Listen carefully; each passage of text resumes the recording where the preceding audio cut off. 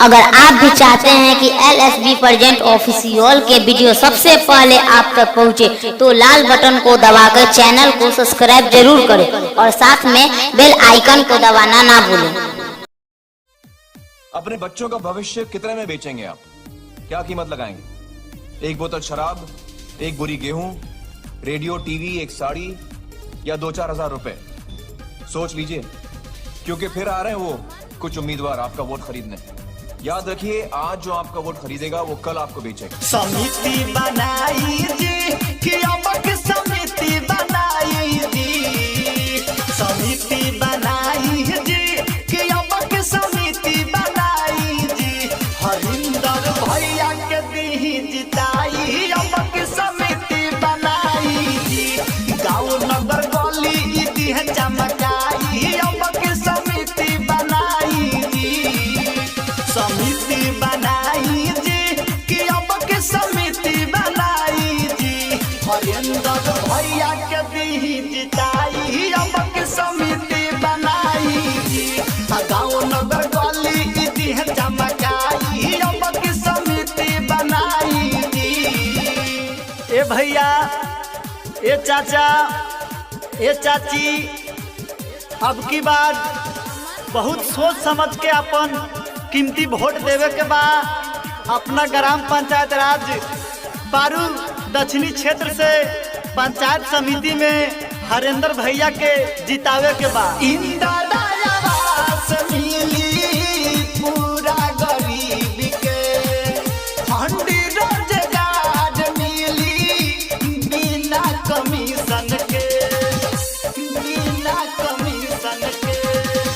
इंदिरा आवास मिली पूरा गरीब के, फंड रोजगार मिली बिना कमीशन के।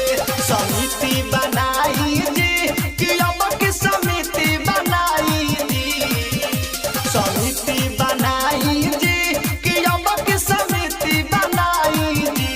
अब भैया हरेंद्र के दी जिताई, अबक समिति बनाई जी। गाँव नगर गली दी चमकाई, अबक समिति बनाई जी। देखिए भैया, केहू के बहकावा में दारू पर, पैसा पर, मुर्गा पर अब की बार नहीं बिकाए के सोच समझ के अपन पंचायत पारू दक्षिणी क्षेत्र संख्या 24 से भैया हरेंद्र रही है गरीब पवन के साथ में। सब दुख भैया रखी है अपना हाथ में। पंचायत समिति में हरिंदर भैया के जितावे के बाद भैया हरेंद्र रही है गरीब पवन के साथ में।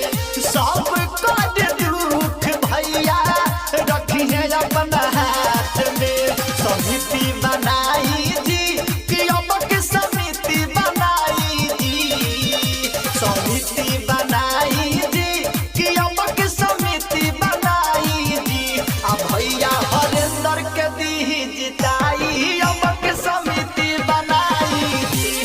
गाँव नगर गली उदी चमकाई, अबक समिति बनाई जी।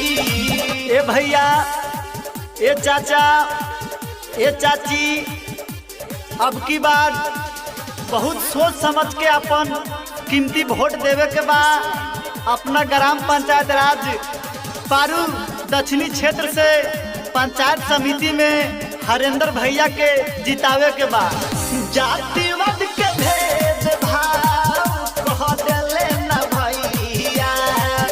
जीती है तो सब बड़ई है, कह दी है भलैया, कह दी है भलैया। जातिवाद के भेदभाव कह देले न भैया। जीती है तो सब बड़ई है, कह दी है भलैया।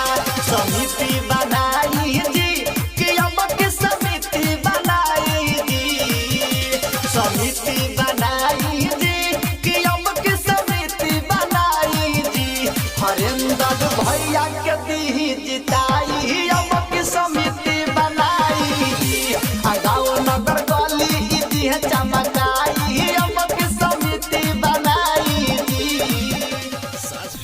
रिकॉर्डिंग स्टूडियो लाला छपरा चौक।